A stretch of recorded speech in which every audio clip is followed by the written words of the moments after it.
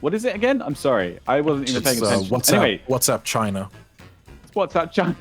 It's WhatsApp China on today's Not So Critical update. Oh, that was it. Okay. That was it.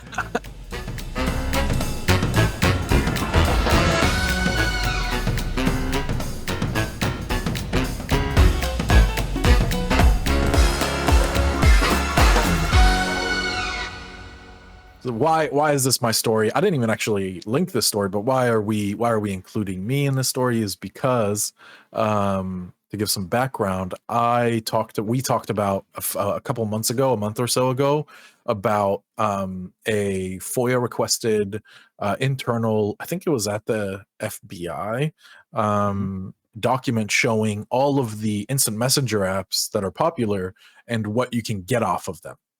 So this is kind of a follow-up to that story. WhatsApp has been ordered to help US agents spy on Chinese phones. And yeah, just what else is there to say? I was surprised this came up because we'd already kind of discredited WhatsApp and put all our chips on Signal as the go-to encryption app. So I was surprised it came up just because I thought that ship has sailed. Like, why are we even talking about this again? I think just to remind people not to use slightly WhatsApp. Out of touch, just slightly out of touch with reality because WhatsApp is still used by a quarter of the world's population. I'm using it. I can't not use it. How am I supposed to communicate? I don't have Facebook. I don't have anything. I have to be able to communicate with my family. It's a huge issue. It will get them on Signal, man. I mean, it should be the answer. But like I've had people in the last week speak to me and say, "Oh, I don't want a message here. Let's use WhatsApp because it's encrypted." Yeah. Right. And that's unfortunately we are out of touch with the man on the street, the woman on the street. This is what I've been because saying. We live in a tech bubble. No, that's what I've been saying about you and your opinions on privacy regulation. Thank you. No, you're the one out of touch with people on the street on privacy. No, you're the one out of touch, boomer. Jesus. Yeah. You're not that much younger than me. Whatever. That's not the point. Not much. But so this story is specifically about US agents spying on Chinese phones. So why do we care? The point is that they can do it. They can exactly. But to China, it's a step. It is one single step. Right. It's already been taken. It is safe to assume that it's been taken. All data off of any phone linked to WhatsApp or that has WhatsApp on it, that data has been taken. It is safe to assume at this point. And they didn't need a court order. No, of course not.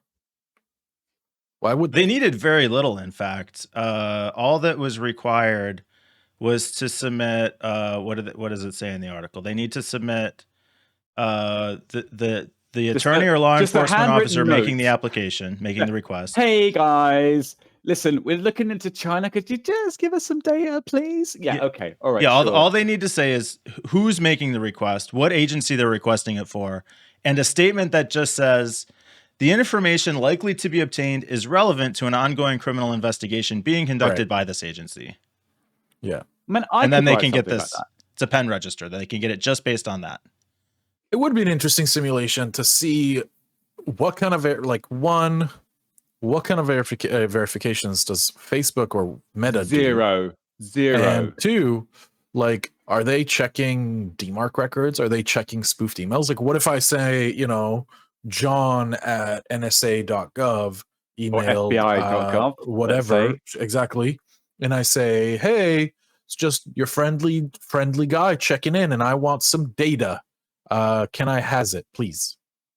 Yeah. Yes. And they'll go, okay. Yeah. How much do you want? But only if you're watching it. I'm sure they would never do this for I'll take a few petabytes. Doubt. As we've seen time and time again, the government spies on its own people. This has been recorded now. The American government spies on its own citizens? It's not. All right, absurd. Listen, sarcasm. That's absurd. Okay?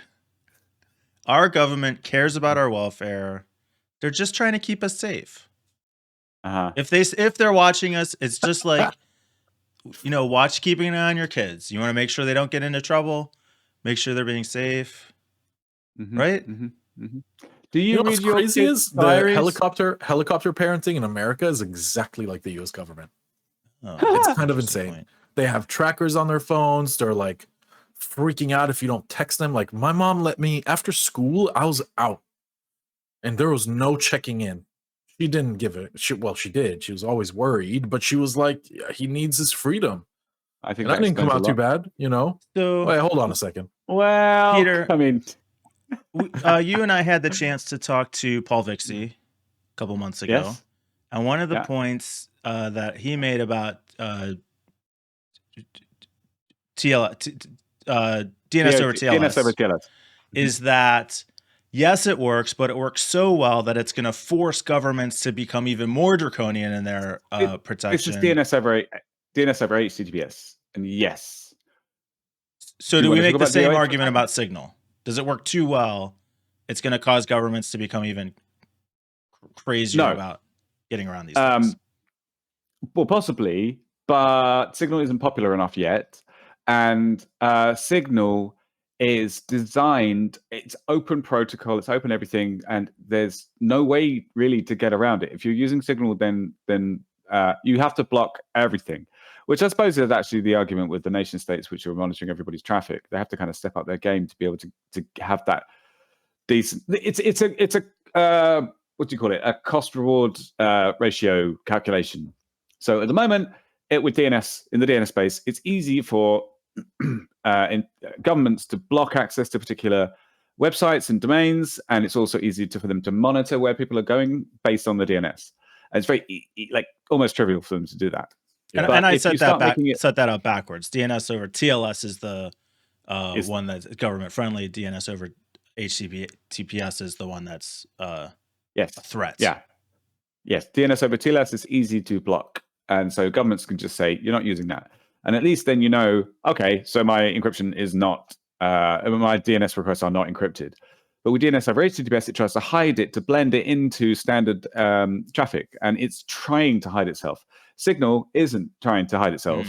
And it's completely open protocol. I mean, DNS over HTTPS is an open protocol as well, but it's sort of trying to be sneaky. And but governments are still going to insist on some kind of a backdoor here.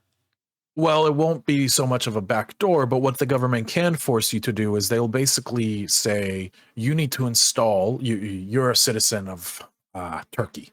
And they're trying to access a website using DNS over HTTPS on an HTTPS website.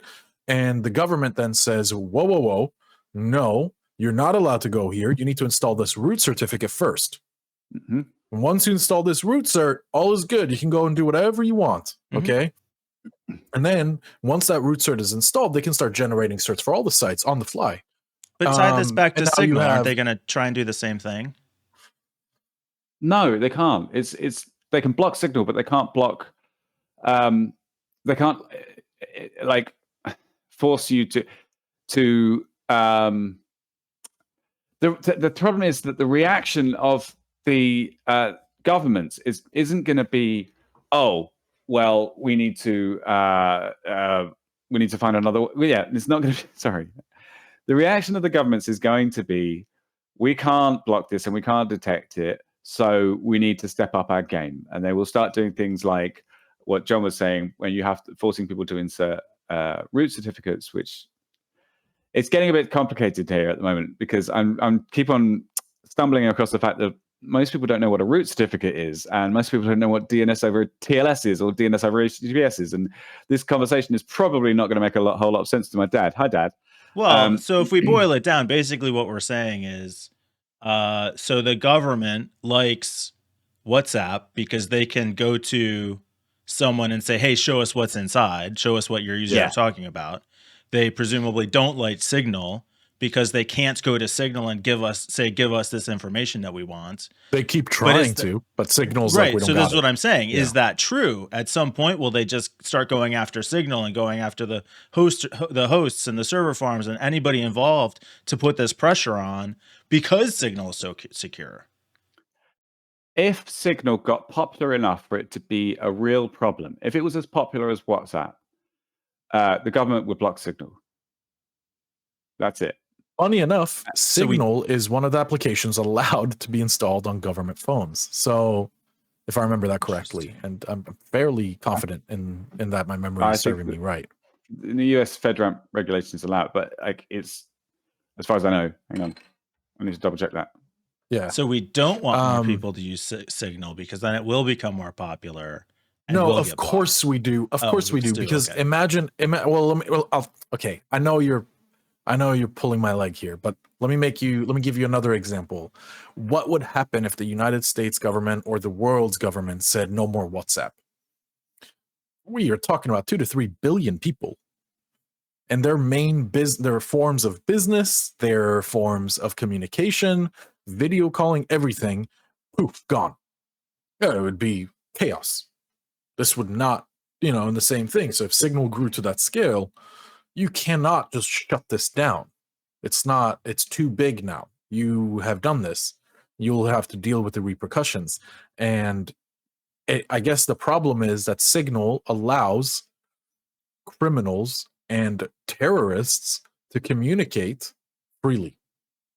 That's a huge issue, obviously. All right, and Peter, their selling point. Final word, Peter. Did you have an update on that? Well, no. I mean, that's it.